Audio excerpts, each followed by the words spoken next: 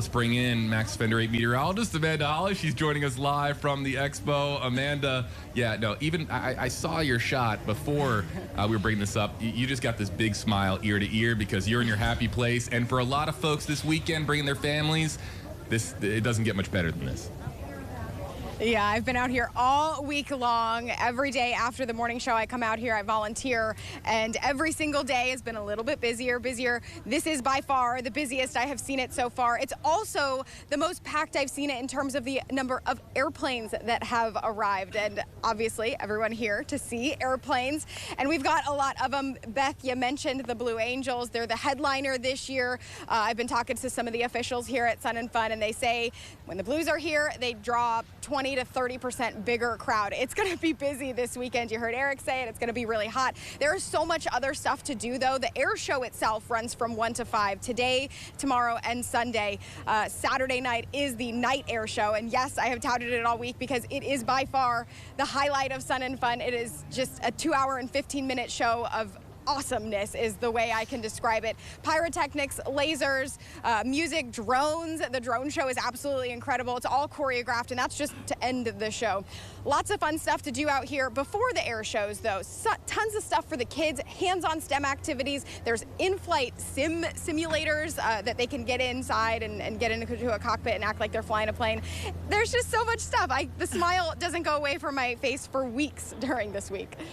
Guys, before we, I want Beth to chime in here, but before we do, want to let you know, if you have any comments about Sun and Fun, folks, if you have any questions for us, or if you want to meet up with Amanda Holly, whatever it is, any questions related to it, go to WFLA.com. We have an article there.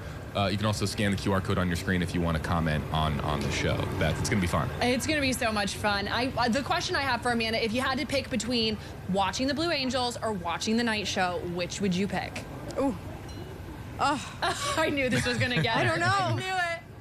Oh, that's a good one. The Blues are so loud and so incredible, and to see, 6 of their planes in the air at once, you feel it, She's but the speechless. night show, it's spectacular.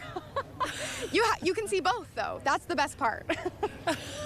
So Amanda, every year Sun and Fun gets bigger, grander, and they always introduce more and more to make it, of course, different each and every year. What's the one thing this year that you're really looking forward to that maybe you haven't seen in years past? I've seen it this morning, but when I got out here on the ramp at 4:30 to do our morning show, the first thing that I noticed were F-35s on static display that you can actually get up close and personal to. In years past, they're off on the side. You can see them from a distance, you can zoom in on the camera, but you can't really get that close to them. But this year, they are up close and personal. So the F-35 is a 5th-gen fighter. It's one of our newer aircraft, and the maneuverability of these things is absolutely incredible. You can actually get up close and personal to them this year.